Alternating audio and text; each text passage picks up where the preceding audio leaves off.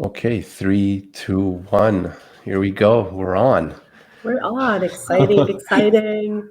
Oh yeah, I've been looking forward to chatting with you. I know, me too. A lot of people I mentioned to as well. They were like, "Oh, Yeah, this is going to be great. Make sure you ask her so many questions." I'm like, I don't want to put her on the spot. I'm down. So, Let's yeah. roll. That's funny. Uh, So Kathy, yeah, you're an instructor over at George Brown. You teach their interior decorating program as part of that program. But you do a lot more than that. So, just yeah. tell me a little bit about yourself. Tell the audience just some things that you do involved in. And so, yeah, go, the floor is yours.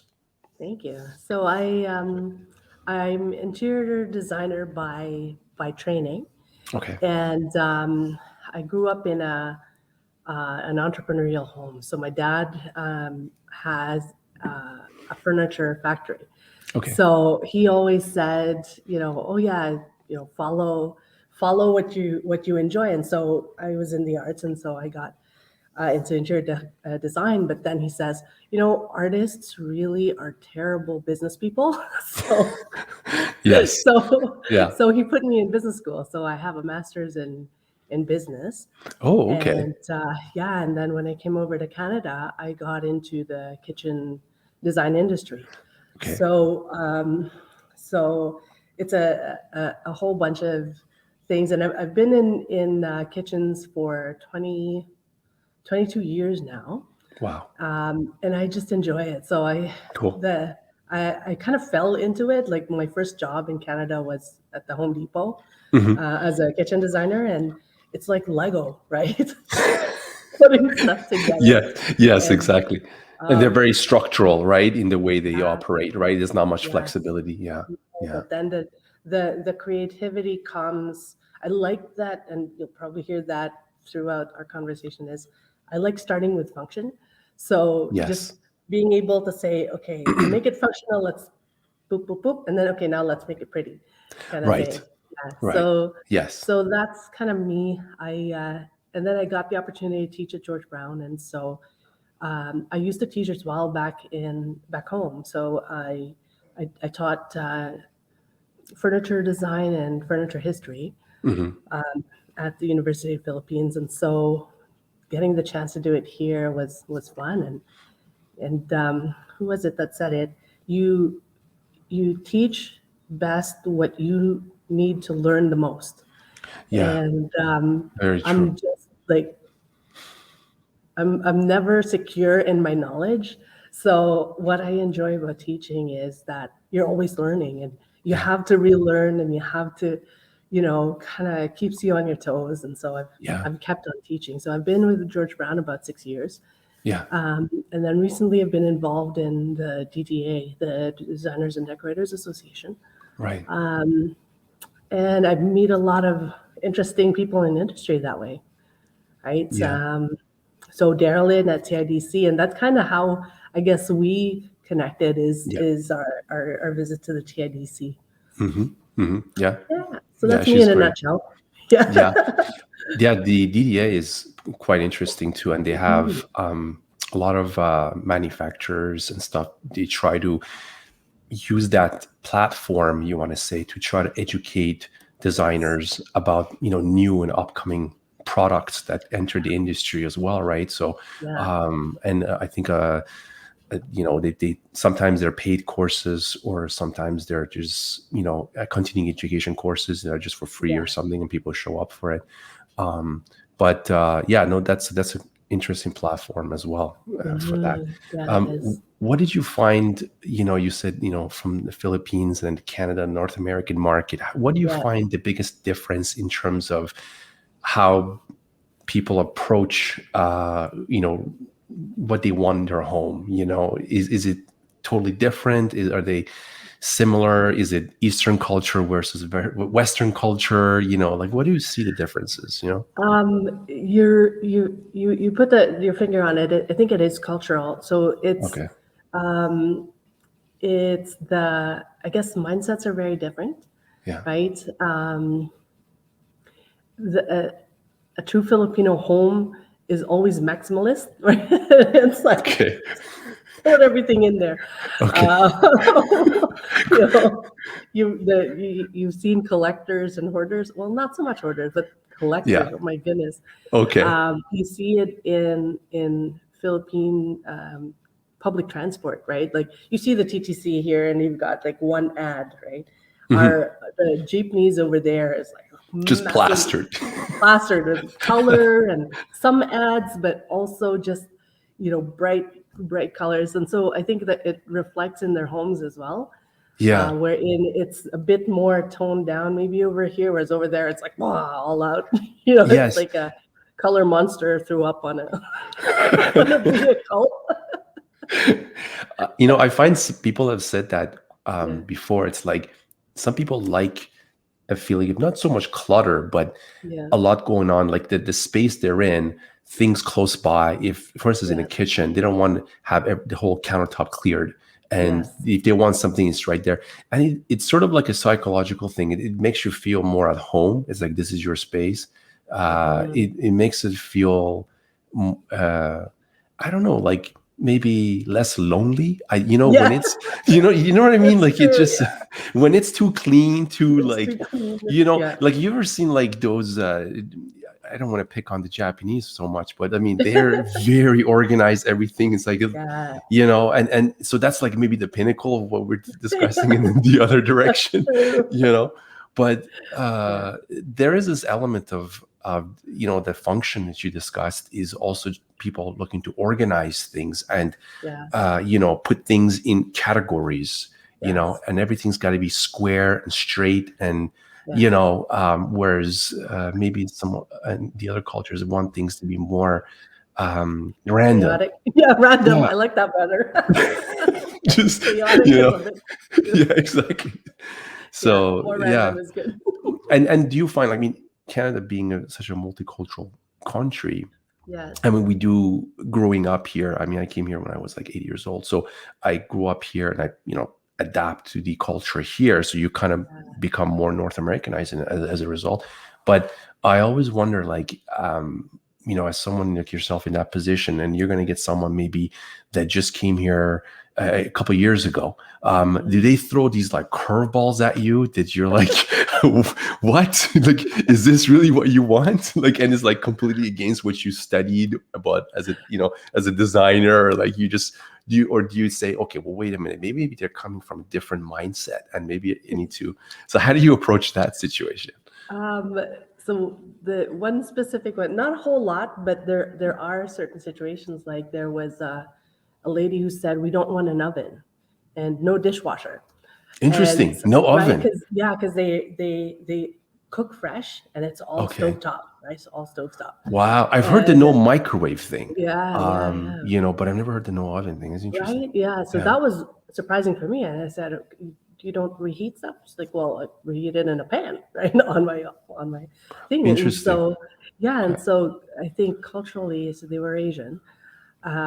They just didn't use it. I said, do you use Yeah. the microwave? She's like, no, not really. It's all Hmm. stovetop, right? So Hmm. she wanted a 6 burner, but no oven. And Hmm. so, so you have to ask the questions. It's like, okay, just so I understand correctly, how do you cook? Right. And they Hmm. talk about that. Hmm. And so, but then you almost have a responsibility to look ahead for them so Hmm. that we had to ask, are you planning to stay in this house for the rest of your life, or do you plan to sell it at some point? And then she said, well, we're planning to sell it and maybe downsize and whatever. And I said, well, if you're going to resell it, people are going to look for an oven, Right. right? So, and if you get a like a slide-in stove, you have the Hmm. oven with it. But Hmm. if you're going to do a cooktop, you're not going to have that opportunity again unless you're planning to redo your kitchen before you sell it, which Right. not a lot of people do, right? Yeah. And so like they had to think about it for a minute, and Yeah. you kind of Yeah. yeah, but you have to prompt, you have to ask the questions, and Yeah. because people they don't renovate every year, No. right? Kitchens, bathrooms, you name it. The places that we work with, you kind of have to think ahead for them a little bit Yeah. and kind Yeah. of orient them the right way. Yeah. Yeah. And that's the thing is there's this balance that I think people also need to see too. Like, are you living for yourself, or are you living for the Mm, future? It's like, if yeah. imagine it's like you want a blue backsplash or something, Oh boy. and Yeah. and like that's what you want, but Yeah. that if you go to sell it, most people are maybe not like gonna like that color Yes. or something like that, whereas the trends, and the trend looks like this, and Yeah. then you start to say, well, I'm going to sacrifice what I want for the Mhm. possibility of down the line of potentially I'm Yes. going to sell it.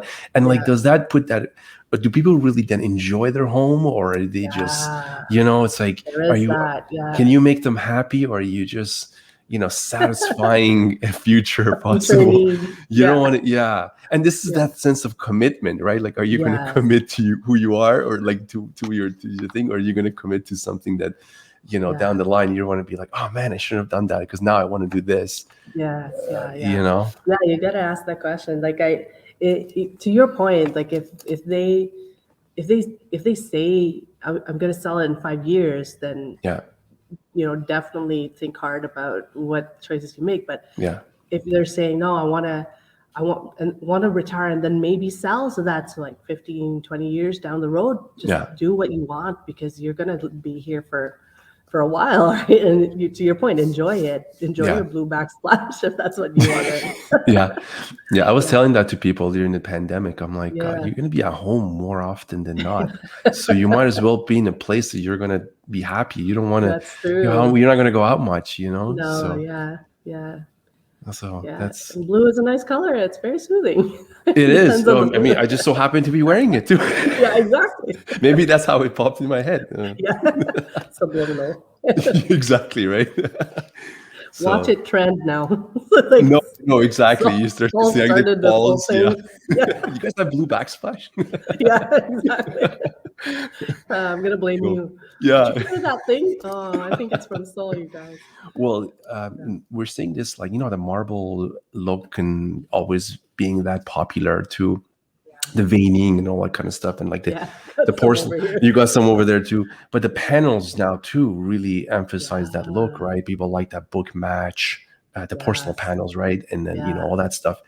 But now I'm starting to see like blue veined type marble looks that's starting to emerge too. Hmm. A lot of people like to do the whole white counter, like cabinets, and blue Yeah. at the bottom. That Yeah. Yeah. look, The mixes. Yeah. the Exactly. mixes, Yeah. right? Yeah. So, Yeah. how do you Hey, like? it could be a Yeah, thing. You're it could good. be a I'm thing. telling you, you're No, starting a trend. I got to get on it.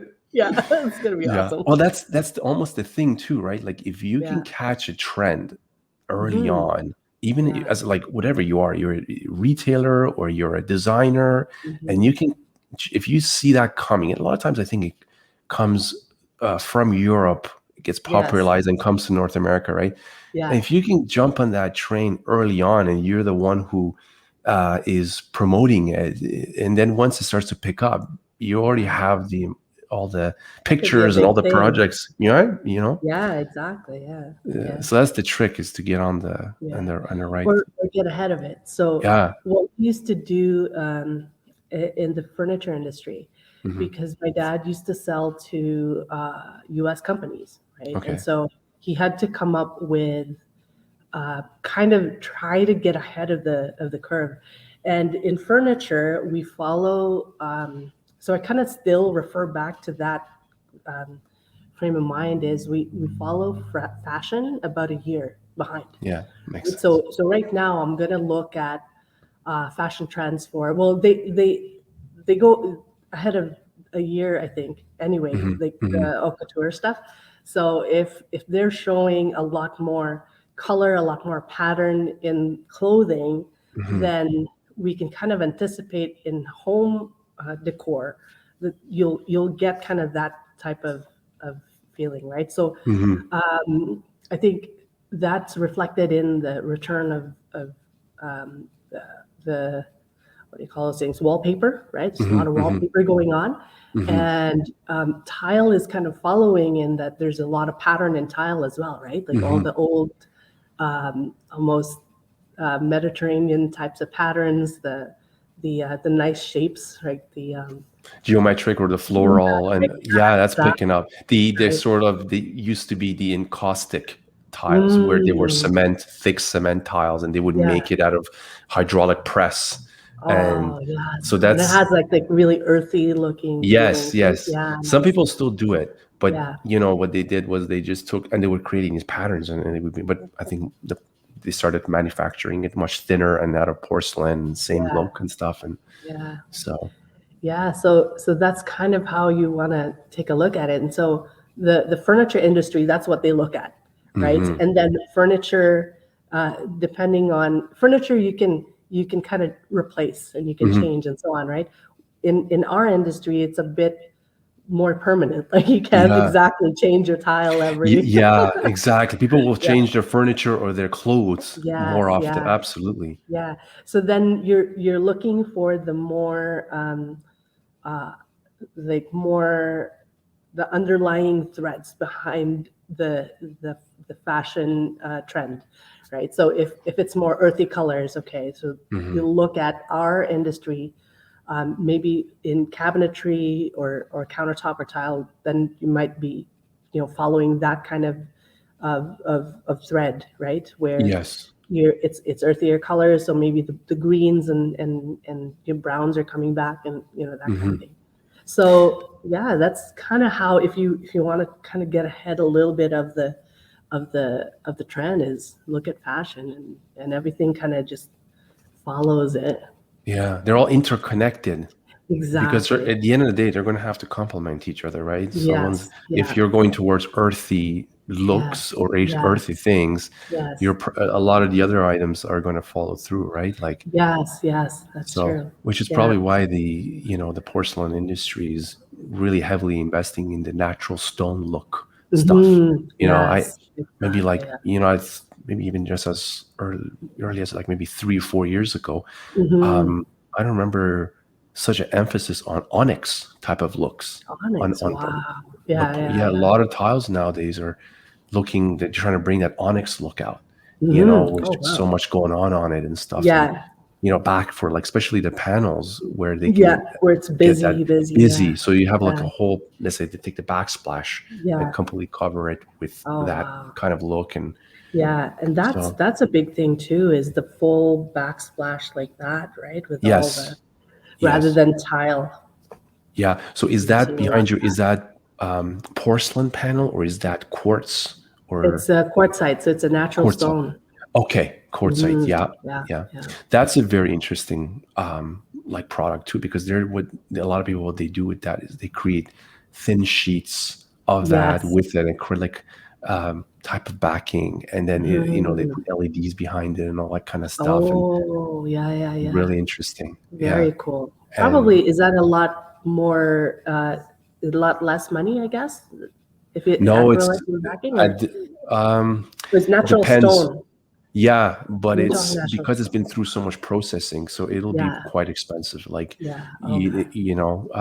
and then you got the installation as well, Yes. someone who knows how to actually properly cut it and all that Yeah, kind of stuff, right? So yeah. um, I think with the emergence of the panels, probably you're going to see more prevalence of those type of installations, and more people are Yes. going to be trained on it as well, so those other Mhm. items are going to come out more. So I think it's a Okay. lot of times to do with the labor too. Yes. Yeah.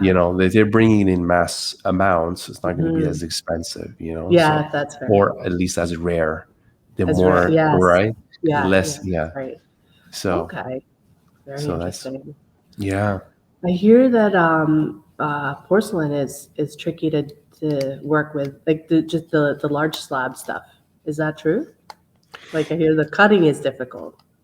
Yeah, so what it is the traditional methods of Hmm. working with porcelain tiles. It doesn't Yeah. necessarily fully overlap with the methods of it. So it requires a different set of training, different set of tools. Some of the tools Mm, overlap, but like for instance, traditionally when you were cutting a porcelain tile, even if it's a big one, like let's say 24 by 48, right. which are typically like 3/8 of an inch or like 9-10 millimeter thick. Yeah. Uh, and you would score and snap it with a very large tile cutter, Right. and they'd be like, sometimes 56 inches, 60 inches, Oh, wow. and you can, go ahead and cut those. But with these panels, they're a lot thinner. So Oh, okay. they can go as small as they go really small, but typical thicknesses nowadays in the market is the 6 mil.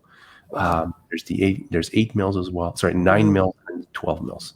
Okay. But the 6 mil is the one that it might be most people are going to want to probably work with as far as like the panels, because it's a lot lighter. Yes. So installers can work with them better. But yeah, you working with them, you have to score and snap them in a very different way. So there are A lot more organizations. waste or Not necessarily. If you're trained on it to know how to work with it, then yeah. you're going to be able to work with them. And there's a lot of organizations that are taking part in the training of these things.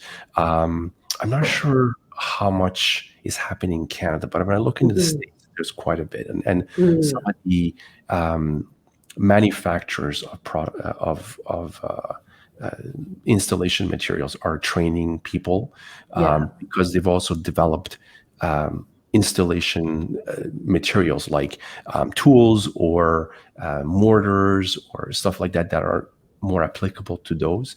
And then Right. there's other organizations.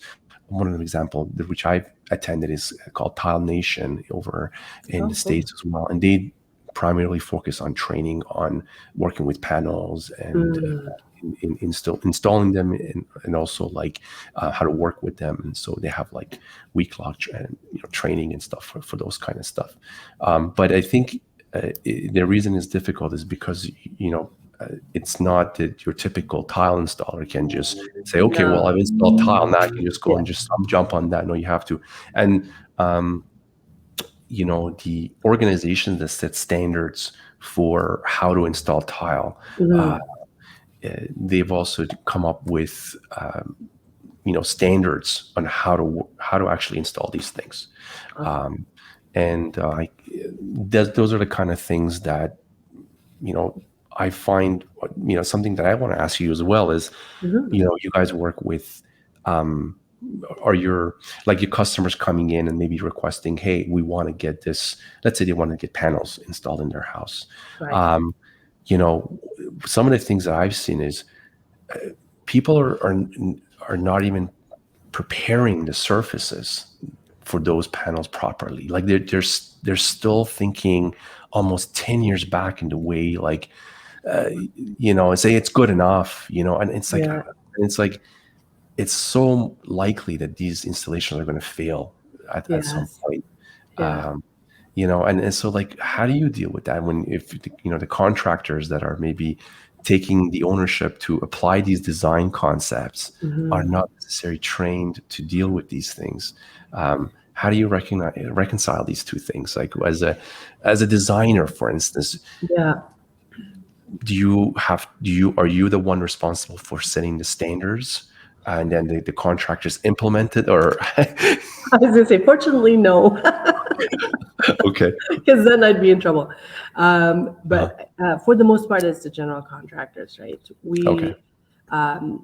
My part of things is cabinetry, so it's not as demanding as your stuff or Yeah. stone panel. We do run into challenges sometimes when people have HGTV expectations, but they're not really prepared to go the limit, so to Oh, that speak. HGTV. Oh man, Yeah, everybody blessing hates and a it. curse, right? Just, I Yeah, don't think I've ever met a contractor or designer just like, oh, I'm so glad that thing exists. yeah, yeah. It's always like in my and I've got God bless them, a lot of good friends that are there are in HGTV, but it's like I'm glad that you guys. Oh, I'm so sorry. That's okay. I'm glad that you guys are promoting our industry, but gosh, please, truth in advertising, please. But little things like this, the what do you call it? These shelves, for example, Yeah. right? Floating shelves, Mhm. right? And when you see it, oh, it's gorgeous. It looks so simple, but then just if you stop to think about how did we get that piece in front of that piece of stone and have it support the amount Right. of weight that you want to put on, right? And Right. so it's like, it's just, we tell them, okay, we're gonna have to put some, L brackets, metal brackets into your wall. We're gonna cut the drywall. We have to find some studs, and they're like, but why? Like, Mhm. don't you just like IKEA it? Just like IKEA. Yeah. it's like, okay, let me work on that. Or you already have stone on there. I can't drill through your stone. I don't want to break it. That kind of Yeah. thing. So there's unrealistic expectations, and for the most part, the contractors that we've had to work with have been pretty good. Okay. And essentially, if they refuse to even listen, then they're not the contractors you should be working with, kind of thing, I guess, Right. right? Right. Yeah, yeah, Yeah. One of the things I heard, are you familiar with Midgley Technica over in yes, Toronto? Okay, so yes, you yeah, must know Glenn. I do. Yes, Okay, so yeah, he said something interesting to me one time. He's like, uh, interior decorators and designers are mm. completely different people, and he was like really adamant about that. Like, because I think I may have like mixed those two terms up when I was having a conversation with him. He's like, wait a minute, let's make sure we understand there's a difference between these two.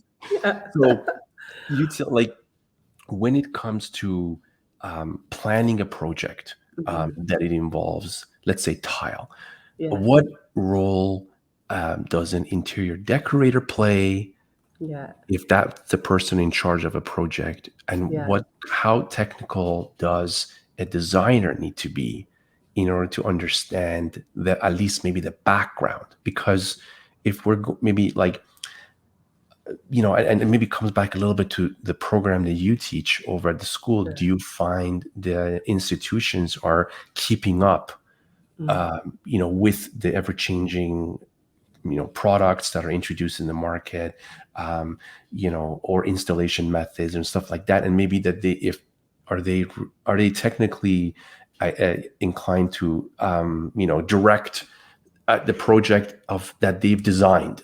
If you've mhm, designed something, and yeah, then because a lot of designers will say like, I want this, but they have no idea how to get to that, and yeah, maybe they go to the contractor. But at least if it should, what he was saying is that as a designer, it should be very technically inclined to yes, be able to understand the overall, kind of like an engineer. yes, I will understand things, and then we'll have the technician who really knows it at a very deep level. yeah. What is So your take on that? there's it's like okay, let me put it this way. It's like talking diet or religion. Okay. Okay. So I'm gonna be a little bit, it might be controversial, and I apologize ahead of time No, it's if okay. I No offend censorship anyone. here. But so I think, historically we've started to in our industry, we've started to step on each other's toes. So there's always a bit of, Mhm, different schools of thought, mhm, wherein there's the architects, and then there's the interior designers who started to step on architects' toes, mhm, or maybe it's the other way around, I forget. mhm, mhm, And then there's the interior decorators to start to step on interior designers' toes. So technically, Glenn is right in that an interior designer uh, is is equipped, or should be equipped, to be able to design and build up to a two-story structure, let's say, right? At least in my day, right? Like, so that's my training. I can structurally understand how it's put together and how it should go, right? mhm, mhm, um, Interior decoration is outside of that. So they don't that program doesn't have the structural component of it, mhm, right? So in the interior design program I took, I had architectural courses, and they talked about structure and material and so on. So to that point, Glenn's right. Like an interior designer should have kind of the technical understanding of what material is and how to apply it and so on, right? The interior decorating industry is more, I want to say, surface, nothing structural, basically, right? So interior finishing, so to speak.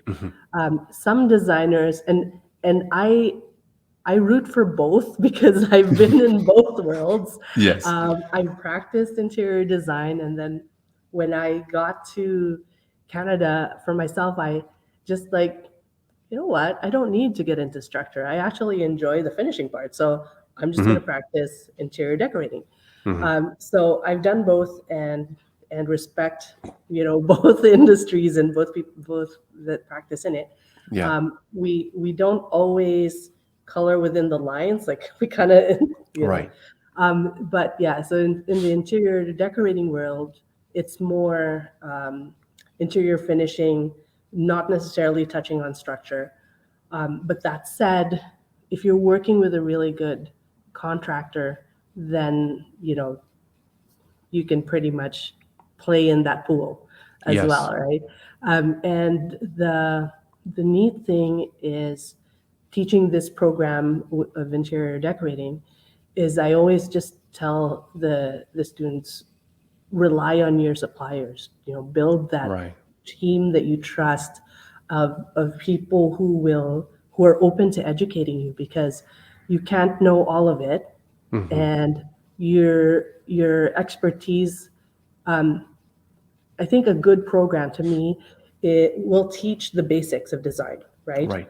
Line form, you name it. And so the underlying principles of design, and Right. then it should allow them to pull everything together, right? Right. If they try to become an expert at all the different fields, it's not going to happen. You're going to be in school Yeah. forever, right? Yes. So yeah, Yes. so it's always lean on your suppliers, lean on your contractors, Yeah. and build that relationship with them, because they are the expert. You are the expert, right? I Yeah. wouldn't even try to attempt to become an expert at tile or any type of hard surface, because there's so much. Yeah. There's so much to learn, and if Yeah. you've written the book, so I would trust Yeah. you, right? Yeah. So yeah, that's essentially what it is.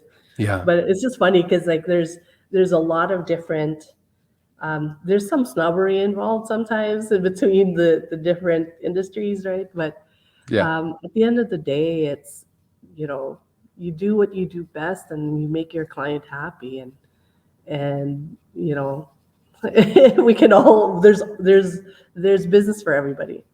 Yeah, and that's a good point on the Yeah. is a business for everybody. I think probably part of the reason that whole stepping on toes happens is, Yeah. let's say a person starts a business and they end up having all the hats on from, Yes.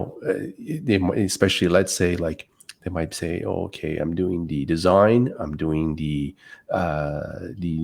architectural work, Yes. and that's a a recipe for burnout a lot of times, because you're taking, Exactly. and also you're going to be very limited in all the different areas too. Yes. Yeah. So like you said, like just trying to develop those relationships, and then Yeah. you can complete the task at hand by Yes. utilizing like a team of people that you Yeah. work together in order to, Mhm.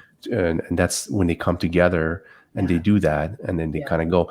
It's sort of the same with the tile world as well. Is a lot of Yeah. tile installers, they work by themselves. Right. They're more solo based kind of thing.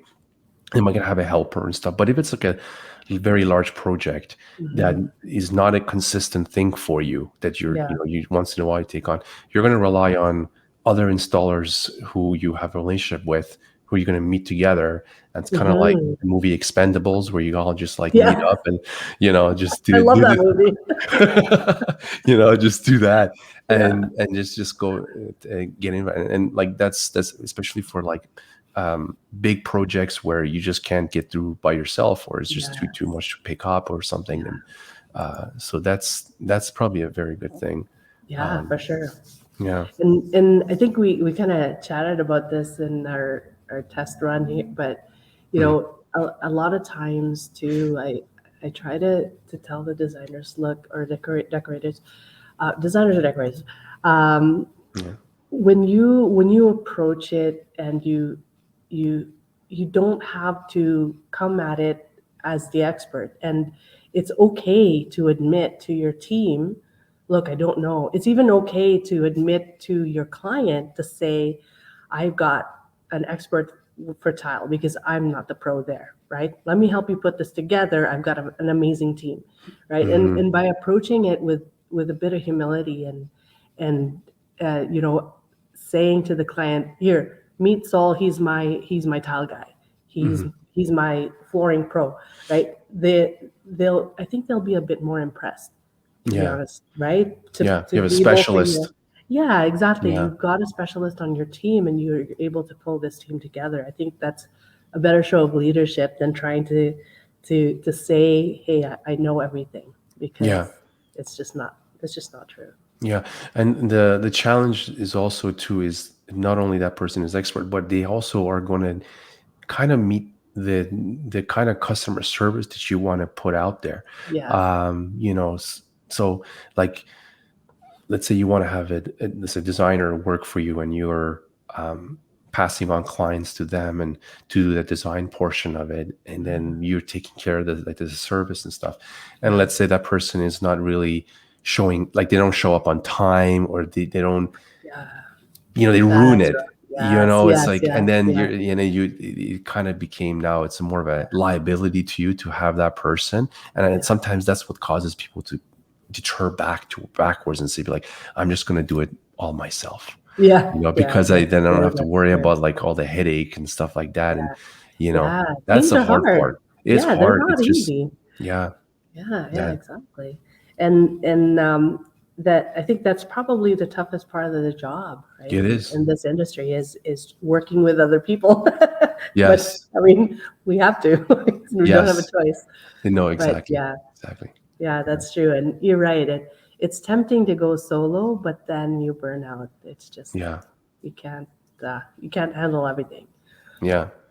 Yeah. So, on the subject of like design, and Mhm. when you like, let's say you're in the kitchen design world, or even we talk Yeah. about like bathrooms, or how do you approach the all the elements? I know you Mm. talked about, you start with the functional aspect of Mhm. it. Yeah.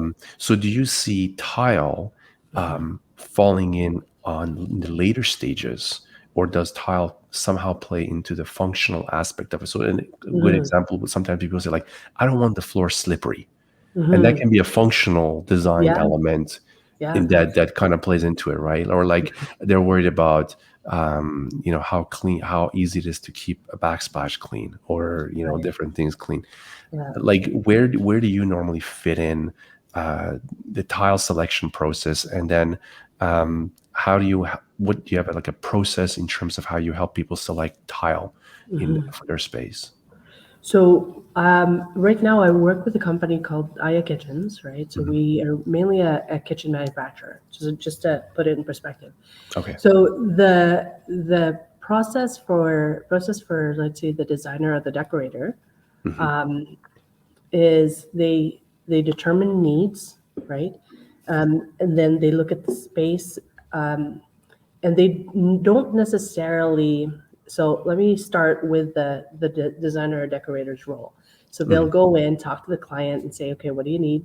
What do we want it to look like or feel like, right? They, Right. they create a mood board, and then from there, they start to narrow things down for the client, right? So it's the right at the get go, they start with selections, right? So then the those things that the client want, right? Like, I don't want it to be slippery. I'm afraid of falling because I've got an older parent that lives with us, Yeah. that kind of thing, right? That all starts when they gather the information from the client, Hmm. and then they start to narrow things down. The selection for the designer at that point then is okay, this is the look that I want to achieve. Here are the general, kind of, this is what I want it to look like. So then they come to they come to their suppliers now to say, what do you have that will achieve this look? And how do you first of all come up with that general schematic of what, like, where is that coming from? Is it just some picture on the internet, or are they writing things down, or how are they giving you at least a preliminary vision of what they want? That they for the most part, most designers or decorators start with they have their own, or they should have their own customer questionnaire to go Right. through, Okay. right? And that talks about who uses a space. Basically your 5 Ws, your who, what, when, where, why. Right. Right? Who's using the space? What spaces are we talking about? How do you use the space? When do you want this completed, and so on? What type of budget are you working with, and so on? So they try to get an overall scope of the project, and then from there they start to talk about looks and feeling, right? And say, okay, how do you want the space to feel? Do you have inspiration photos? Do you have a Pinterest board, right? Yeah. And then they start to help the client to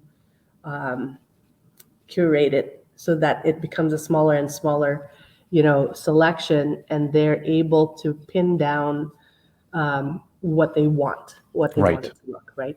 I always joke with them to say, sometime in the future, we're going to be able to put on these headsets and say, okay, this is what I want for my space, right? And just like project it. Yes. Well, I think Elon Musk is working on that right now. Oh yeah, Neural Link or something like that. Yeah. Yeah. So yeah, I'll be first in line there to or Hook it up. yeah. Okay, this is what I want, Funny. Cathy. There you go. Oh my God. But I tell them, until then, you have to be that neural link. Like, you have Yeah. to really listen. Like, so we talk about active listening, and we talk about Yes. body language, and say, if your client says, it's okay, and they start leaning back, then you're not hitting it. Yeah. It's that warmer, cooler. You're kind of playing that game with the client to say, okay, I'm getting it. This is it. And so from there, they come up with a mood board, right? And the mood board should capture. And I always have this dilemma with students, is because you're trying to understand concept and mood, and that kind of thing. But mood board should capture that feeling, right? That thing where they say, I want to feel like this, right? Okay, Right. how do you put that on a mood board? How do you, right? And so just putting it together, and it doesn't have to be, the challenge with the mood board is that if you put in a photo, let's say from HGTV or Architectural Digest, and they fall in love with that photo, and you can't achieve it, you're screwed, you're in trouble, right?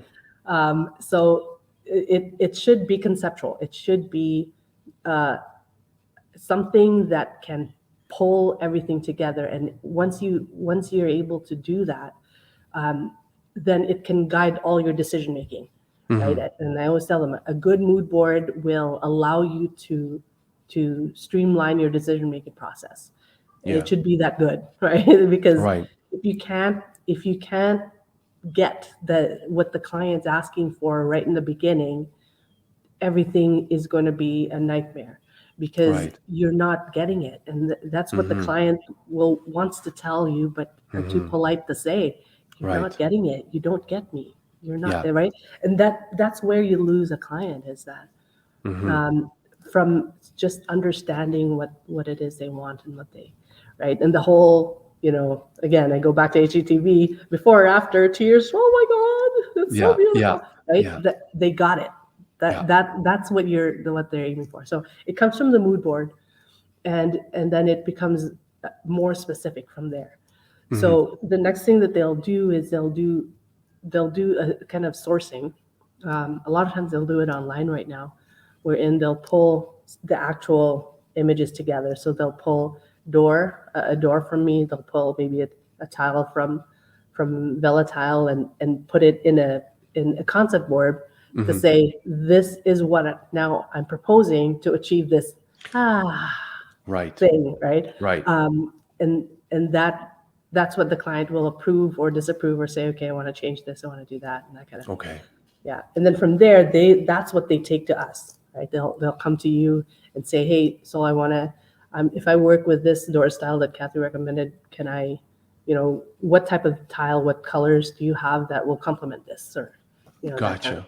Gotcha.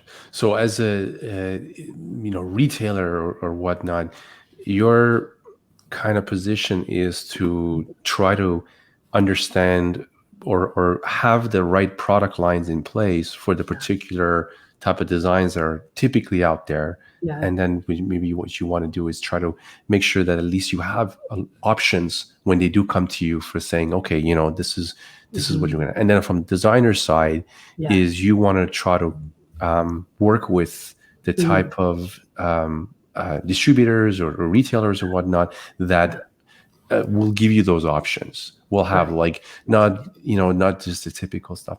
Yeah. This whole mood thing, mood board. Do you think? I thought about this quite a lot myself too. Yeah. And I sometimes I think about where it stems from and how society is sort of influenced to decide if something is, at the macro level, like if something is good or not. Yeah. And there are trends which will influence. So, Yes. I'll have somebody walk in and be like, I want to be a little different. And I thought I would get this marble tile look, it's like, and maybe they're thinking that they're thinking a little bit outside, but there's this trend that has influenced their thought process. Yeah. And maybe that's how it led them. Maybe that's where when they started their research, or it could be at a place, a friend's or family's house that they saw, and they're like, I want to have that too. Yeah. And I wonder sometimes too, like there is this one element that you will never get it directly from, if you're doing a design consultation with a customer, but there's this element of status. I think that people are, I look at status not as a feel-good thing, that I think of it more of a currency. Because if you look at status as a currency, it's used to achieve other things in life. Yes. And it's whether we like it or not, that's just the way it is. A status symbol in branding, for instance, can help someone acquire things that they otherwise would never acquired without that status symbol attached to them. Branding of clothing, for instance, if you have a particular purse that with a particular brand that because purses can be like up to $4,000, for instance, right? And I was surprised to learn that. I was like, wow, this is possible. Like, but and different, for women, for men, the car you drive, for instance, that's like it's like, I find you're not just a lot of times making a purchase, you're making a purchase to help with your status in the whole grand scheme of your little circle of life that you're in.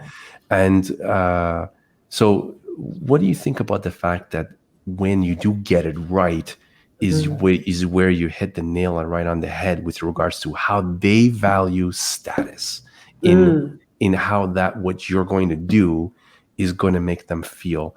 And sometimes it could be about how they're going to be seen by other people, or it could just be how they represent, how they feel about themselves, maybe as a sort of a standard of how they are and how they can feel good about themselves as where they are in life and stuff like that. So what do you think about that as far as when you're thinking about design is I got to make sure that sometimes I think about it, I got to make sure that although all the colors and everything could match, but does it raise that person's sense of status? It depends on you're right. It is a personality type thing, right? Wherein I always refer back to, and I learned this being in retail, where there are, do you ever see that personality type spectrum, right? Where you've got drivers, analyticals, and so on. And so I think for what it means for us is understanding the person and what their motivations are, right? If it's important for them, and you can hear it in the way they tell you stuff, and that's why the information gathering portion of that process cannot be skipped, because they're not just telling you about what they want, and they're also communicating who they are, right? And you want to try to capture that too, is what's motivating them, what's driving them. So by asking, why are we doing this? And to me, The at why. first, it seems like a weird, very direct question. Why are you doing this? Well, you don't exactly ask that question that way, but so why are you starting this project, kind of thing. Will tell you a lot about their motivations, right? Oh, I feel like, it's time. I renovated 5 years ago, and for most people, 5 years is not a lot of time, right? Like, No. So that tells you it's like, oh, they want to stay current. The look is important to them. Status is important to them. Or there's the person that's just, you know what, it's falling apart. Help me. So that's more function, and they're. How long ago did you do when was the last time? Oh, I don't know, 20 years ago. Like, so for them, function is more important. Okay. Yes. So right. Yes. So Or it doesn't work anymore. We need something a little bit better functionally. Yeah, absolutely. Different. Or I don't know. Every time I have friends over, they really don't. They say my bathroom sucks. Like, it looks terrible. Like, and so that the understanding there is, you're motivated by what other people say, what other people think. Absolutely. About you, right. That's that without a question. Yeah. So then it's really just understanding the client and getting kind of what's motivating them to do the project with you. That's the start. And then when you go into their home, you understand it even better, right? And you look for the cues, and so it's not just what they're telling you; it's also how they're telling you. Right. Okay. And being mindful and that whole active listening thing, so that you're getting it, because a lot of times, if they're walking into your store or they're walking into my showroom, we have at most 15 minutes to get that understanding. Right. And that's why Elon Musk hurry up with the thing, because, walk in my showroom, here, put this on. That's it. Well, you can get it. You can get it recorded ahead of time too. Just I put know it your on. life story. Okay, Yes. this is what you want, right? Yeah. But still, then we have 15, 20 minutes to ask the right questions, right? Ask the right questions, understand what they want, understand what motivates, what's driving them to do this renovation. Yeah. Right. And But so here's the other issue, so that you might run into, is that we talked about mood boards that designers and decorators come up with, right? There are a lot of people watching HGTV thinking, I can do this. As a DIYer. As a DIYer, right? So they're coming to us, and we get that too in our showrooms, coming in to say, okay, I'm going to design this whole kitchen. We're going to do a renovation. And they're driving the bus. Oh, so they wait, have no license. They want you. They have no license, no experience, but they want you to put in the kitchen. Yeah. But they want to direct you, like basically they're just subcontracting you as for that portion. Correct. And then they're doing all the other stuff. Yeah. Which is tricky, right? Yeah, they're coming at it with, I'm just gonna pick out what I want. But they don't have the designer or decorator's approach of the big picture. The big picture, yeah. Right? And they're figuring it out as they go. Yes, and they're saying, okay, I'm gonna take this kitchen and so on, and a lot of times they forget the kitchen's adjacent to a dining room and a living room. What's going on in your living room? What's going on in your dining room? Yeah. Right? Whereas a designer has to look at the whole picture and say, okay, we're going to put in tile. How's the transition? What's the floor in your living room, dining room? Yeah. Right? Are we just, it's blunt? Yeah. What do you want? 100%, exactly. Right? You're going to be flush. You're going to have it. Yeah. You're going to, you have a marble jam. What are you going to do with regards to how thick is going to be flooring on the other side? Do we need to level the surface, beforehand? How much is that going to raise the floor up? In regards to, And when when we're there and we're installing, it's too late to say. It's too late. I should have thought of that, right? And Yeah. especially these days, if let's say you're getting flooring from overseas, Yeah. definitely too late. Like you can't, right? So this is why that design process for designers and decorators is so important, is that they're helping to make the decisions ahead of time when it's not as expensive, right? Right. Whereas, Going backwards and trying to fix something or making last minute decisions. Yeah, it can be yeah, expensive yeah, and yeah, wasteful and too. yeah, absolutely. And so I kind of got involved with the GTA because as it was my selfish, reasons were, oh, I'm teaching this thing. Am I teaching the right thing? Hmm. Let me tap into the industry is Yeah. one reason. But the other reason is as a supplier, I would rather work with somebody trained to drive the bus, Yeah.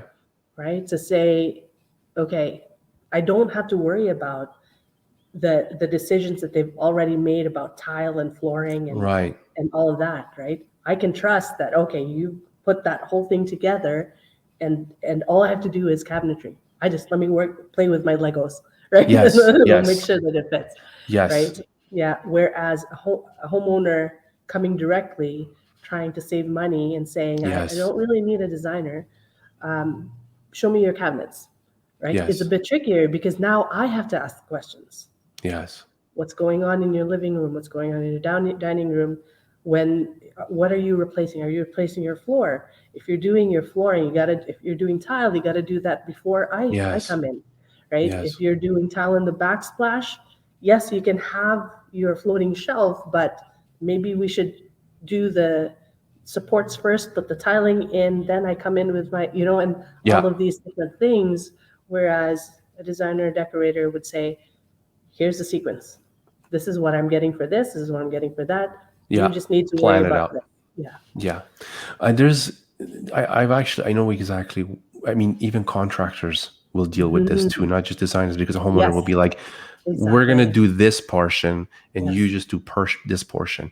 Yes. And one of the biggest lessons I learned as a Mhm. contractor too is if you're going to partner with somebody, Yeah. they better be a good partner and experienced partner. So when Yeah. you take on a homeowner who's never hasn't been down this road and they're Oh, just yeah. doing it because they want to save money, and they'll, let's say, get another company involved Yeah. to sub out that portion, and then Mhm. you're doing it, that is a nightmare situation because in a sense, like, you're supposed to be project manager when you're taking on Yes. that whole project, but Yes. you're not in complete control of the entire progression of the project because you Yeah. got another manager managing another portion, and and you have to hope that they do their job very well. Yeah. And in a way, you've partnered with them to accomplish this one goal, but this Yeah. person doesn't come from experience and doesn't know a lot of things down the line. Oh, boy. And Yeah. that's one element. And I'm sure as designers probably hate that because Yeah. they would rather just be completely in control of the whole thing, right? It's Yes, just so that's much less true. stress, right? So Yes. there's Yeah. this other element on the business side of it too, Yeah. is if you want to, I always think, I was like, if you want to be a good designer, you Mhm. have to put out things that wow people, and Yes. something unique. And the Yeah. only way you're going to be able to do that is if it's you are in a way completely in control of the start to finish, so that you can make sure that goal is achieved at the end, Yes. Yeah. right? And it all works together. But if you have, if you just did a portion of it and somebody else did another portion of it, Mhm. that you weren't in control of that design portion, and you're just doing it, let's say, just to make the money too, like you just want, I'll take the job because I make the money, and at the end it looks like a Frankenstein. Oh, uh no. Yeah. you haven't really built a brand That's true. for your business, in a way. Been And very long. you know what I mean. And so that often becomes a problem. It's like, let's say in your case, you say, okay, they just want us to do the cabinets. So Yeah. you go and put in amazing cabinets, and Mhm. then let you go back and someone put in this not so great backsplash that doesn't Mhm. fit into the whole thing. And now you want to go back and take a picture and you want to Yes. promote that. And Oh, that's, boy. you're going to promote that as your work. but you're like, oh, why did I you put can't this? do it. You know Yeah. what I mean? Or the floors don't look like, oh, what, or the paint, and so you really have to, uh, it's like you're shooting yourself in the foot in a way, because it just Yeah. becomes pure cash. Yeah. Just made money on that, and hope that at the end it's one of those pictures that you can promote and stuff like that. That it's Yes. going to work with the particular clientele you're working in, and Mhm. especially as a designer, very likely like that. Many people who might hire a designer are going to Yeah. be on the status Side of desire things. things. Yeah. So you're going to have to show that, hey, look, I've created this, because they're going Yeah. to look at your work and be like, that's not going to raise my status. Yeah. If Yeah. you partner up with a homeowner who is trying to save money, who is likely not going to be on the status side of things. Yeah. You just want to get it done, They and just they want want to to get get it it done done as cheap as possible too, right? for So they're sure. trying to segment it out as much. So Yeah. um, that's an element that's quite a challenge, I think, to try to build that clientele in that direction. Yeah. Uh, Absolutely. Yeah. I think it comes down to, I guess, just figuring out, and I have somebody that comes to speak to my class. He's a contractor too and a builder, and he mhm. basically says, come into a meeting and define roles, right at the beginning, to Yeah, say who's doing what, right. Hopefully the client, if they're smart about it, hires one person to drive it, right, and that's say, totally okay, right, is it actually. the GC, right? If it's a GC, great, right? Yeah, Designer work with the GC, that, and yeah, I'll make some decisions, but ultimately it's yeah, this person, right? Or is it the designer that's driving? Then GC talk to, right? So yeah, I think that's the other thing that's important there, is just define roles, yeah, right? And say, okay, where do I fit yeah, in here, right? So yeah, that we can all make it work. yeah, And it shouldn't be a power struggle. Like a lot of yeah, times they that's how it's portrayed, right? Wherein it's like, oh well, I should be driving this, but at the end of the day, ultimately it'll be the client's decision, hmm, right? But as a designer and decorator, I think, go in there and figure it out and say, hey, hmm, what's your role? This is what I can do, and this is hmm, what I do really well. hmm, Let's work together. And hmm, I think by doing that, you're not only gaining your clients' confidence, you're also building relationships with other yeah, partners, potential partners, yeah, right? And they'll say, wow, okay, I've worked really well with this designer. Maybe I'll give them a project if my hmm, client needs a designer. Or maybe, I worked really well with this contractor. I should work with them again. hmm, yeah, Right? So, exactly.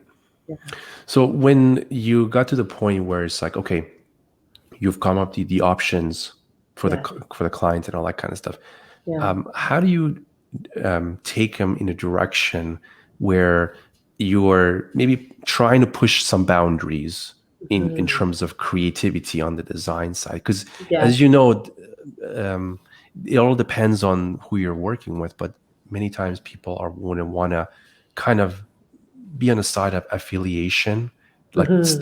stay under the under the radar. You don't want to be too crazy, you know. Yeah, yeah. But and then maybe as a designer, you want to show your creativity, because this is your Mhm. opportunity Yes. to grow your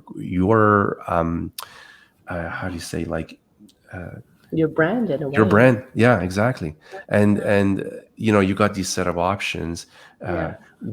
how does that transition work, where you're going to be like, you recommend in a certain direction, say, I think you should go with these, or do you say, well, what do you like, and then Mhm. Yeah. shoot it down? No, I'm just joking. Oh, really? That's terrible. Yeah. Subway tile? Nah, we're Yeah. not going to do that. Yeah, right. I think it depends on the designer. So Mm, I the what I do for II right now is I help to manage a team of designers, and when I used to practice, it was partly driven by who I was working with, so the client, right. right? And so if a client is open to more well, I'll present my option, Mm-hmm. right? And try to sell the heck out of it. Basically say, this is functional because, right? Mm-hmm. At the end of the day, though, they make the final decision, right? And Right. so, because they have to live with it. Mm-hmm. And if they are a strongly functional, where function is more important to them, okay, no, let me paddle back a second.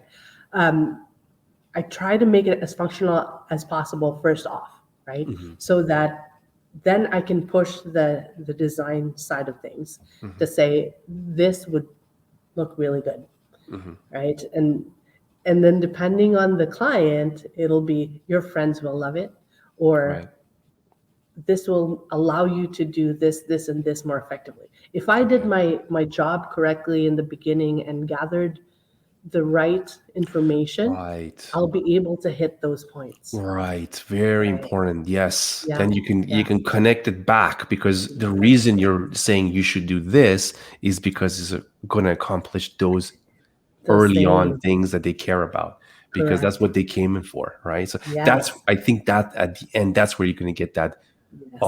the aha moment, or Yeah. okay, this is, And then the other thing is that I try to emphasize is if I get that wish list from them, right? right. Here's what I want. Wish, wish, wish, wish, wish. Okay, now let's rank it. What are the top three?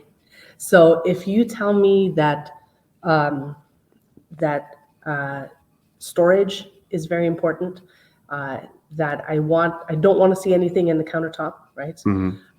I want an impressive backsplash, right? And this. Okay, so top three things. So now it helps me to say, okay, so this is now going to shape what I'm going to present Mhm. and hit those top three things, so that if they have objections and say, well, wait a minute, how about that thing? Well, you told me it was the top three things. Right. That this thing you're bringing up right now was number six, Yes. right? So have your priorities changed because we'll have to revise the design, Yes. right? So Yes. then That it keeps goes you back on to track. them. Yeah, Yes, yeah, exactly. And exactly. And it makes you uh kind of keeps you on in a good standing with them, that they don't think that you're taking them in a direction they'd be like, well, why are we going there? Be like, well, because this is for this reason. This is what's going to exactly. help. Yeah, yeah. So what's happening in right now in your world, as far as when people are picking tile? I see that tiles are getting bigger. Yes. Um, what do you see trend wise as far as floors? Let's say, let's just focus on, for instance, kitchens right now, like, and Mhm. backsplashes and stuff. What Yes. is the more people asking for, like, in terms of size and designs and all that kind of stuff? So there seems to be a return to white kitchens and white kitchens. They're always going to be in, Yeah. but people are now more open to mixing, like you said, colors, right? Glue Okay. islands and so Yeah. on. The other thing that's coming back is that our natural finishes, so natural woods, in combination with Okay. whites and so on. And Right. so some of the backsplash options that they're choosing and the flooring that they're choosing stem off of that. Mm. The door styles are also a lot cleaner. So either flat panel, a small profile, right? Hmm. If they're doing shaker, it's a simpler shaker, a lot smaller. There's not a Hmm. lot of raised panel at all. Colonial style, none of that. Yeah, Yeah. not anymore. So because the cabinetry is simpler, they're looking for more ornate backsplashes, more so they're getting the oomph from the backsplash on the countertop. It's Hmm. either that or the floor, right? So they'll Hmm. have an amazing floor. And they'll do that either with color or pattern, right? Hmm. So they're more open to the hexes and the different shapes, right? And that adds the visual texture to it because the Right. doors are a lot simpler, right? Right. So we're seeing cleaner door styles and finishes, but then the higher impact backsplashes and patterns on flooring and the odd nice transitions of wood and tile, kind of, Like yeah, hardwood, exactly, yeah, yeah, yeah, meeting with tile, yeah, meeting especially when tile. it's a good contrast, like a white and dark Yes, walnut kind of color, like that. That exactly. yeah, Yeah, especially if it's yeah, flush. Yeah, yeah, yeah. that's So pretty. yeah, yeah. No, that's pretty interesting. Mhm. Um, and do you see? Sometimes I like to ask about the the use of panels right now with for backsplash or even countertops. That's Yeah. starting. I mean, it's been going on for a few years now, but starting to get more popular. Do you Mhm. see any requests on that, or I mean, it does look great. There's some functional limitations to it. Um, one of them being if it's damaged, it's hard to Yeah. repair it. Now Yeah. there are some companies right now in the works that are working on uh, porcelain repair kits that Yes. are a little bit better than what's in the industry right now. Mhm. But do you see people even noticing that right now? Is still kind of a little Um, bit outside of the they norm. are. They're starting to notice it, and Yeah. they, for the most part, the texture is what surprises them the most. Oh wow, that's porcelain.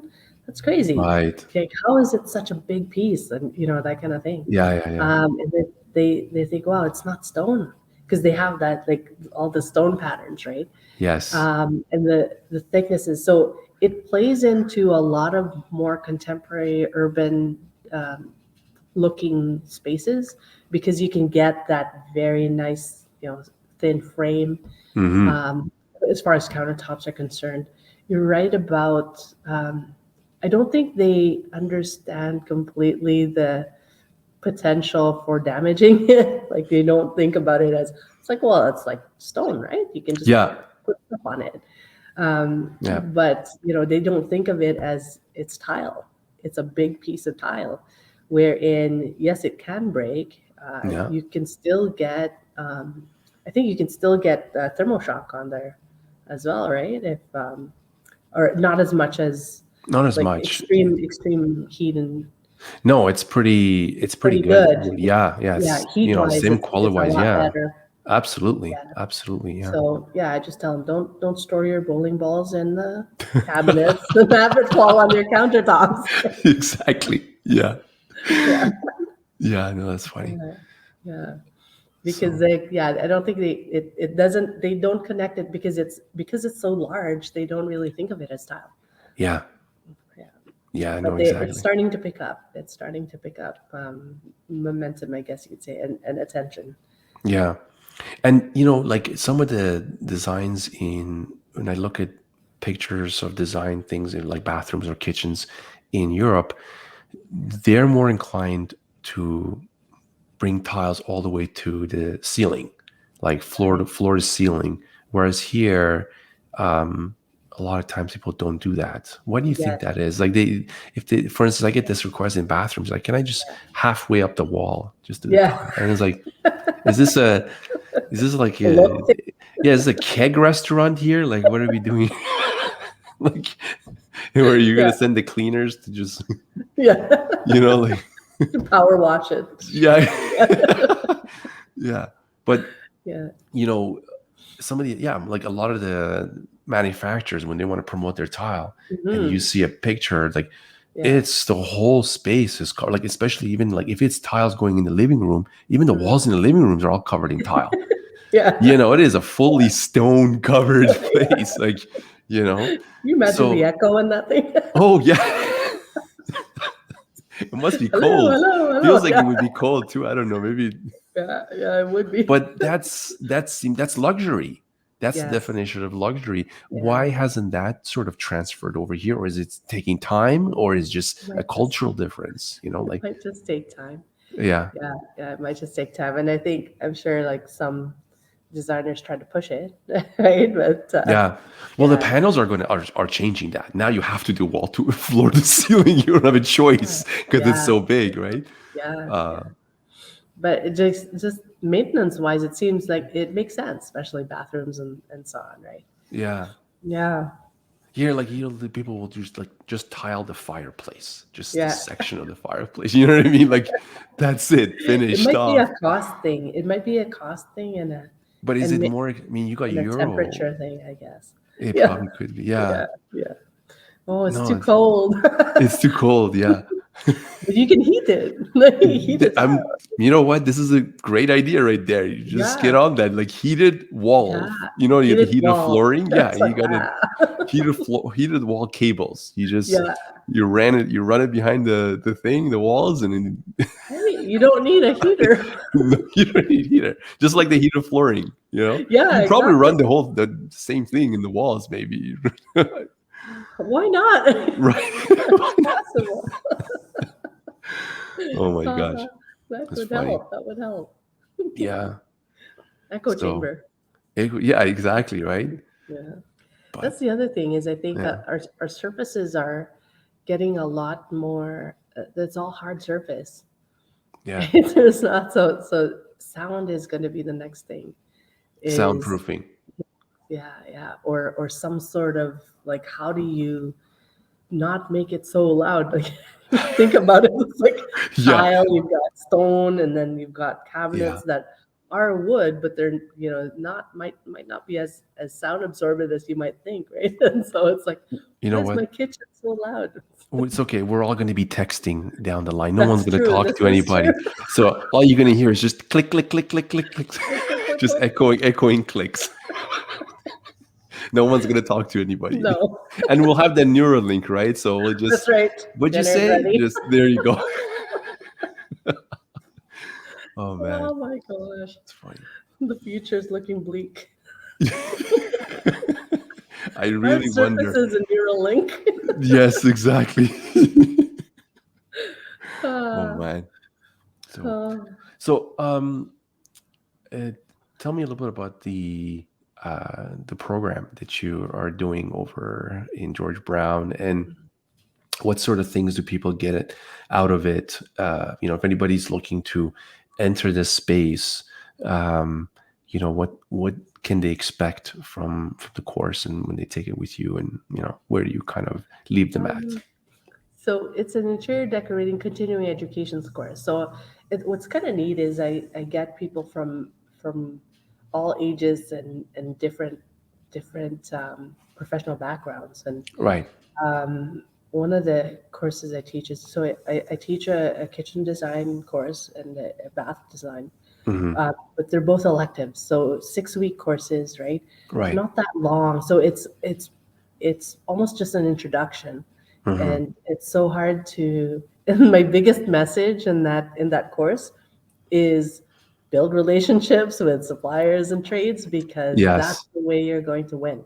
You Yes. can't you can't learn about the industry in 6 weeks. You can't Right. really at the so we kind of give them a bird's eye view from Right. 20,000 feet of this Yeah. is what it entails. Yeah. And the biggest takeaway that I'm getting, like the feedback, Yeah. is that wow, it's a lot. And it's overwhelming. Yes, because you're just throwing Yes, him in with all the stuff going on, even though you're yeah, trying to give him an overview. Yeah. exactly. And Yeah. and and I tell them that's okay. That's the reaction I wanted to get, right? It's like here's the material, go Yeah. through it, but don't worry, no pop quizzes, because Yeah. guess what? You've got a very supportive industry that will help not just help you get your renovations done or your Right. projects done, but they'll help educate you too, right? Because like yourself, you have a more of an education approach to things, which is I think very prescient. It's very holistic because the more Hmm. educated your clients are, the easier it is for you, right? Yeah, And it's the same absolutely. for us in cabinetry. Is the more we can educate designers and decorators, the easier it will be for us. Hmm. Right? Our next step is going to be educating the general public, right? And Yes. saying, hey, do you work with a designer and decorator? Because that will make your life a lot easier. And I'm also thinking, and it makes my life a lot easier as well. Yes, Or are yes. you working with a contractor, right? Hmm. And Which is so on. again important. Exactly. So that's the kitchen and bath one. I also teach a business course, the business of interior decorating, Hmm. which I enjoy a lot, because it's the other side of the the not so much the industry, the the career that people really don't think about a lot, and Hmm. they it's the first roadblock. It's like, how the heck do I run this thing, right?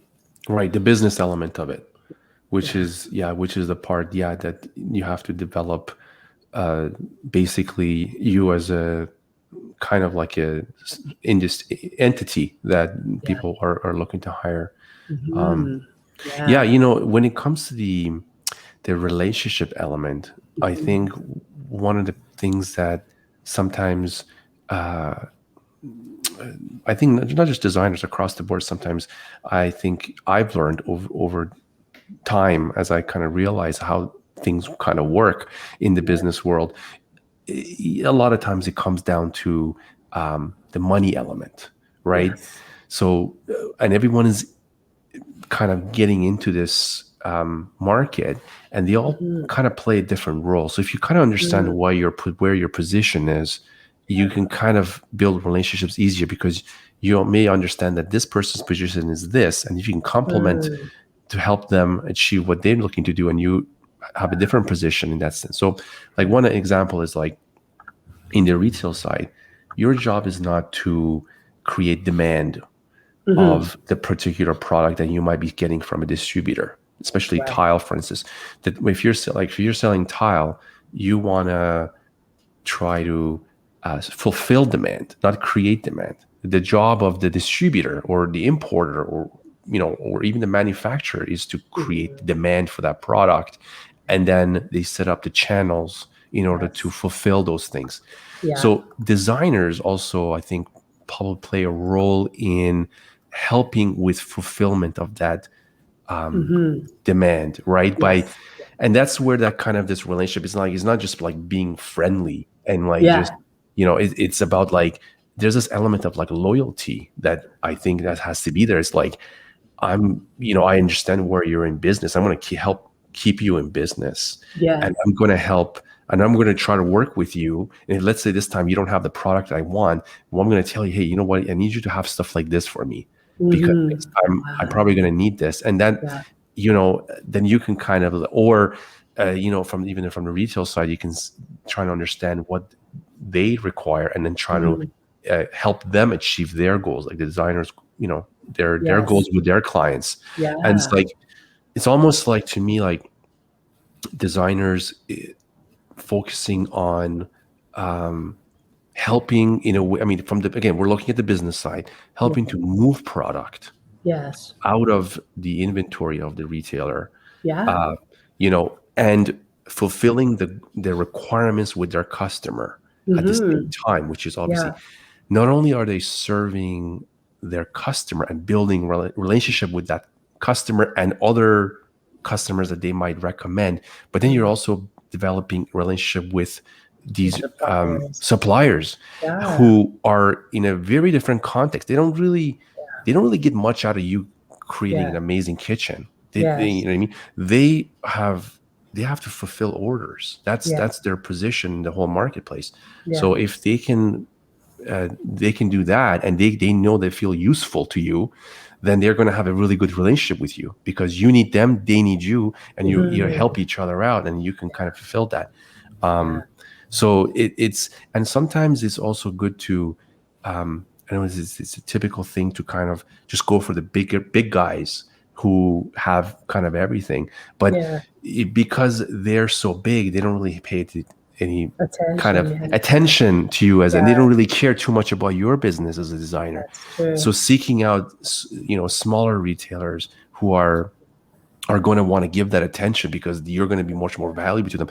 That's an element of like in developing the business side of it. It's like, you're going to have that care from them way more, and then you can kind of build that as you kind of go, and Yes. that trust and all that kind of stuff. And then you can go to your customer and be like, Yeah, I don't like the other ones where they're gonna just take you to so and Yeah, so place, and then it's like, yeah, no, we got some specialty places that like yeah, TIDC is kind of nice yeah, for that, right? It's like, yeah, exactly. it's very, you got the few places that you're gonna walk into any of those showrooms, they'll spend the time with you, Yes, and they're going to know exactly what you want, and they're yeah, going to make sure that you're well taken care of. So like, yeah. as part of like just fulfilling your customers' needs for your products, they're going to get wowed by how much extra work that your so-called partners in the whole Hmm. process brought in the game as well, because you can just be like, I'm going to send you to this person,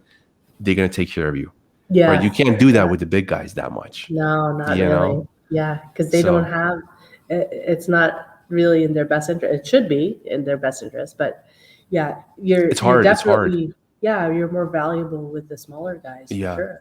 Yeah. Right? The bigger the company gets, it's really hard because it's all about the Mhm. people, right? So when you're Yes, smaller, you're going to be much more picky in who you have on the staff, and you're going to most likely meet the same person every single time. yes, Whereas as a exactly. big company, you're going to meet a different person every single time. Also, Yeah. they're playing a game of volume. They're not Yes. playing a game of making sure that they're giving out the best service or something like that. Right. So that's one element of it. Yeah, yeah. Yeah. And I think, and well, that's one of the things in the business course that we tell students is if you're going to source, so I think there's an impression out there, and again, it might be an AGTV thing, but that they source for every job. We're Yeah. in, oh, I have to go drive around the city now, look for stuff, Yeah. right? And I said, no, no, change that thinking. Before your project starts, build relationships. Before you have your first project, and as a Yeah. supplier, I tell them, so I take them on tours at my showroom and say, look, come to me before you go to your client, and I'll kind of educate you. I'll show you what questions to ask, right? So that you look good, Yeah. right? I want you to look good, but build that relationship beforehand. They should Hmm. come to you to Velatile before they take on a bathroom project, because then you have that relationship already, and rather than having to go and now I have to build this relationship, I have to find somebody else. All I have to Yes. do is pick up the phone or send an email and say, hey, Saul, I need help with this project. Here's the layout, here's the mood board, this is what I'm looking for, right? And Yes. it becomes a lot simpler because they did the pre-work, right? Hmm. Yeah. Yes. So No, rather than absolutely. sourcing every single project, you have your team of, here are my select suppliers, right? Yes. And it's And sort they're of like my, a, yeah, yeah. they're the Marines. I'm gonna go to them Yes. first. Yeah. Yes. Yes. And Yeah. you just like, you run it through like a factory. Yes. It's like a Yeah. production line, just person, then this Exactly. person. And then Yeah. it's like the ideal business situation to be in. It's like everybody loves this. It's be like, you could be overseas, Yeah. you could be on vacation and you just pick up the Yeah. phone Yeah. and you run the chain reaction, Yeah. and then you show up at the end, you pick up the result. Like, that's That's it. ultimately every business person's dream Dream, right? to be And, able to and like, and these days it's very possible because of yeah, Zoom, right? So then, you that's right. know, the client emails you as the designer, you get it, you Yeah. do a Zoom call interview, and then Yeah. you send out your stuff to your select suppliers. So that's the other thing that Yeah. that we're teaching the the new designers and decorators is build a process, right? Build that Hmm. process and build in your sourcing into that Hmm. process, right? Hmm. Wherein you've already talked to your supplier, you've already talked to your general contractor, right? And Hmm. oh, I trust him, right? Hmm. So the next project, I'm just gonna send you my Hmm. plans. So here's plans. Like, what do you think? And Hmm. how much do you think this is gonna cost us? And you want to come to site with me, Yeah. to take a look at it, right? So it's not it doesn't become this whole thing, because one of the questions I got asked, and that's when I realized that they're thinking of a per project sourcing. They're like, well, if it takes me 20 hours to source, am I really charging my client for those 20 hours. And I'm like, Right. wait a minute, you can't, No. in good conscience, you can't, No.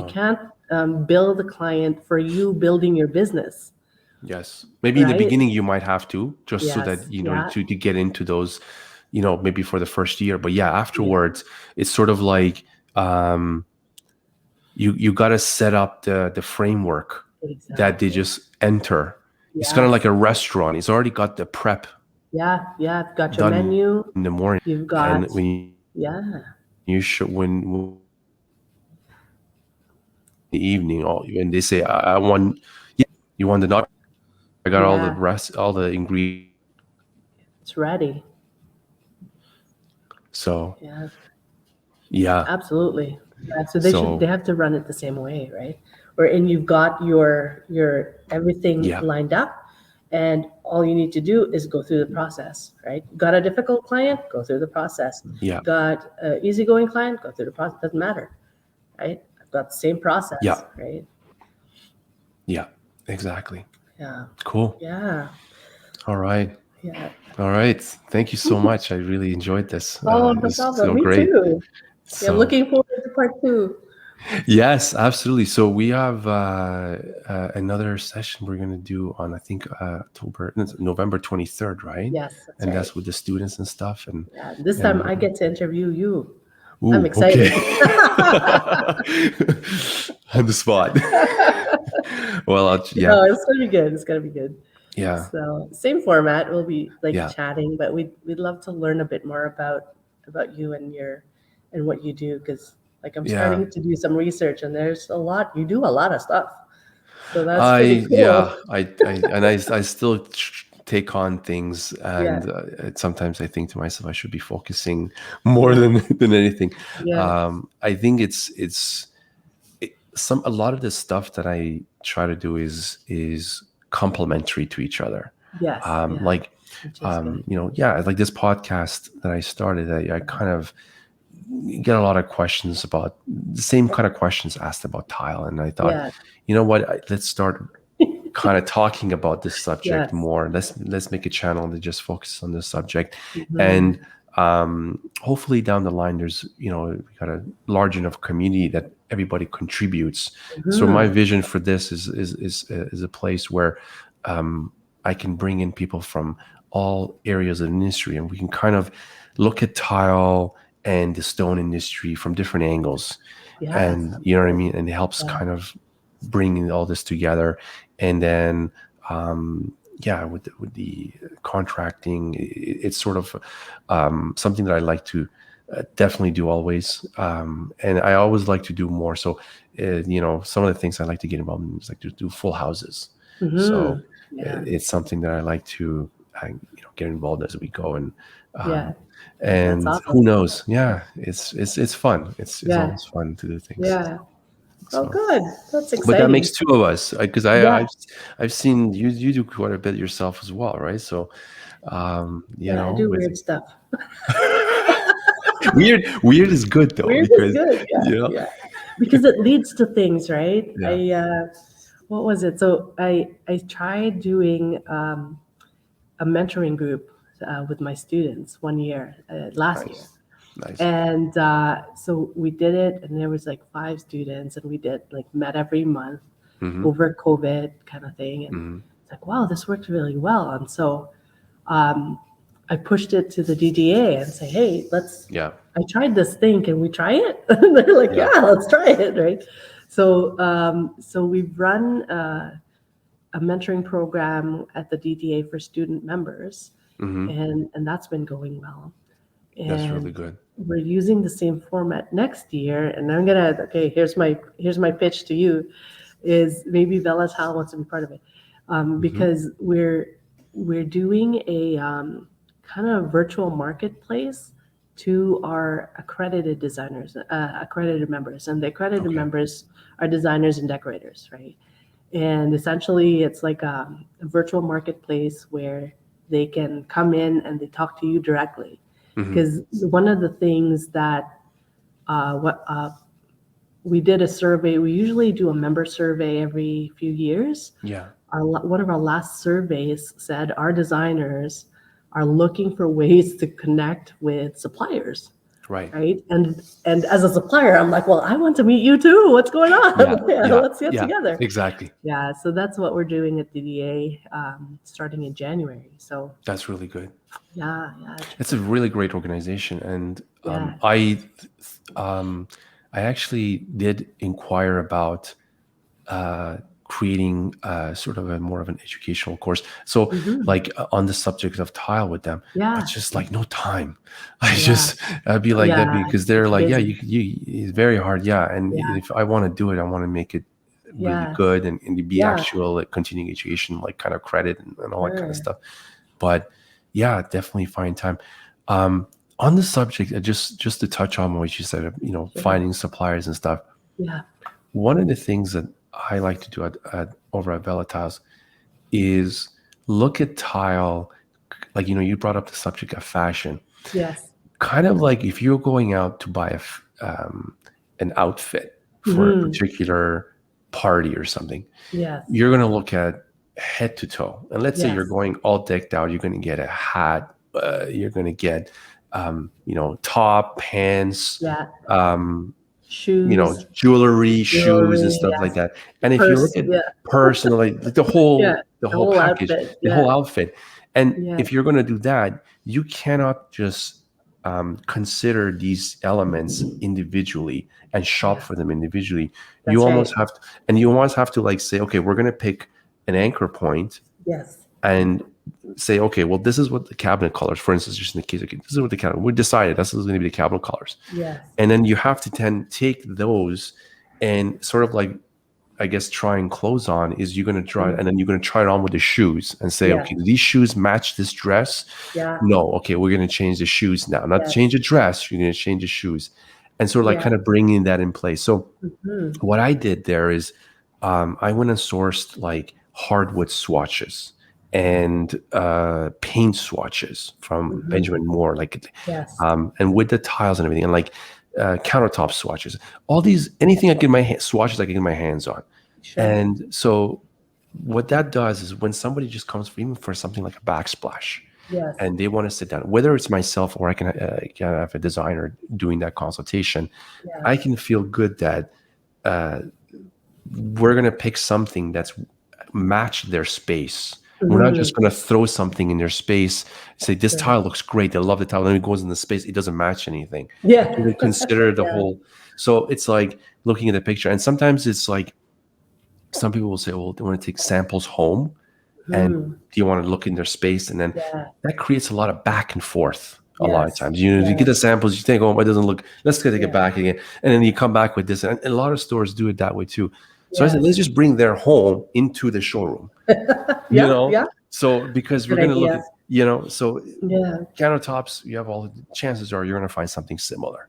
And if you take a nice enough picture, one of the things with, I don't know if you're familiar with the Benjamin Moore app, Yes. they have that, you know what I mean? Like you can take a picture and you can click on whatever, and it gives you the color Yes. of the space. It'll tell you what color it is, and then you can actually go back to their swatches and find that color, and you can pick it out. So it's a really good sensor in that. It's a really great tool, and then you can get into all kinds of like light reflection values and all that kind of stuff. But that's one thing that it'd be also very helpful as someone who's trying to serve designers, is like when they say we were looking for this tile, is not just say like, okay, do you have any subway tiles? Being more specific and saying, look, these are our countertop cabinets and paint colors, and we're looking for something like this. What do you have? And then you as like you're as the professional that rely on to service that, you can sit down and say, okay, well, this is going to match this. Yes. I recommend these things to you. You know what I mean? And then helps us. So that's what I'm looking in terms of a relationship to build is be able to have those things in place so that when they do come, we can mimic that certain space in that on the table and then match it up with a tile. Great idea. You know what I mean? Sure. Yeah. So if you need samples, I can help you. yes, that would be helpful. Exactly. And vice Oh yeah, versa. I might as sure. well. Anytime. Yeah. You So never know, right? yeah. So that's cool. No, that's great. Yeah. I like that. Um, that's something that's like that's happening with the DDA and stuff. So Yeah. very Yeah, cool. it is. Yeah.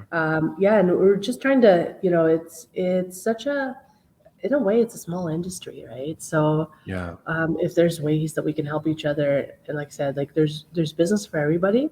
And one of the things that we would try to teach the new designers is find a niche, find your Niche. what makes you what makes you glow, what makes you sparkle, what makes you you, right? What makes you different, Right. because that's what'll differentiate you, and that's the space that you'll win Right. in, right? You don't want to compete with Kimberly Seldon. You don't want to compete with Glenn Peloso. They've got their own niches, right? And so Hmm. to try to unhouse, you know, the the giants in there, it doesn't make sense. So Yeah. yeah, that's part of it. And I think having partners like yourself, or that they can build relationships with, and be able to really express that niche, and really dive into it, I think is very Hmm. important. Absolutely. So yeah, this should be good. Yeah. Yeah. Cool. Well, thank Cool. you. Thank you so much. It's a No problem. pleasure. Thank you. I had Cool. fun. Yeah. Me too. I look forward to part two, and grilling. Yeah. No, I mean not grilling, but asking you questions Yeah. too, That's, 'cause I yeah. have No. so many questions. Oh, really? Eh? Oh, I wow. do, I do. Okay. That's not even that far away. It's a couple of weeks, right? Yeah, So that's pretty that's cool. true. Yeah. That's awesome. All right. Fantastic. So I will get this out there and Awesome. Thank send you a you. link as well. So if Okay. you wanted to share and stuff, and I so, will, for sure. For sure. so I'm trying to build a small community as well, and that yeah, should be good absolutely. for Oh, them. I imagine it's an unlimited amount of information. Yes. You know, Yeah. and sometimes it's coming in from a someone who's very passionate about what they do. It's more Yeah. credible than just reading Yeah. something off the internet, and just That's true. from someone who's just looking to just particularly just sell their product. And that's a lot Exactly. of times that's where people are getting their education from too. It's Yeah, like, right. It's kind of sad. it's like, yeah. Yeah. So Yeah, but yeah, and to have it from people who've like done it, right? yeah, You yeah, install, yeah, right? yeah, And that's, yeah. So yeah. that's very important. Cool. All right. Have a good evening. Thank Pleasure talking you. to you. You too. See ya. All right. Take Bye. care, Saul. Take care.